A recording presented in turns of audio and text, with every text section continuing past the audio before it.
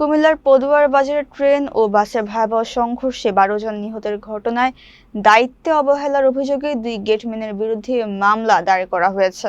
সোমবার দুপুরে লাকসাম রেলওয়ে থানায় দণ্ডবিধি ৩০৪-এর ক ধারায় মামলাটি করেন দুর্ঘটনায় আহত বাস যাত্রী শেফালী আক্তার। মামলায় গেটম্যান হেলাল উদ্দিন ও ওয়েম্যান মেহেদী হাসানকে আসামি করা হয়েছে। দুর্ঘটনার পরপরই এই দুজনকে সাময়িক বরখাস্ত করেছে রেল কর্তৃপক্ষ। নিহতদের মধ্যে শেফালী আক্তারের ভাগ্নে মালয়েশিয়া প্রবাসী সোহেল রানাও রয়েছেন, যিনি ঈদ করতে দেশে এসে খালার বাড়ি যাওয়ার পথেই এই নির্মম পরিণতির শিকার হন। প্রত্যক্ষদর্শীদের অভিযোগ, ট্রেন আসার সময় গেটম্যানরা সঠিক সময়ে লেভেল ক্রসিং এর গেট বন্ধ করতে না পারায় এই মর্মান্তিক দুর্ঘটনা ঘটে। বর্তমানে সোহেল রানার স্ত্রী ও সন্তান ঢাকার একটি হাসপাতালে আশঙ্কাজনক অবস্থায় চিকিৎসাধীন রয়েছেন। লাকসাম রেলওয়ে থানার অফিসার ইনচার্জ জসিম উদ্দিন জানান, আসামিদের দ্রুত আইনের আওতায় আনতে পুলিশি তৎপরতা অব্যাহত রয়েছে।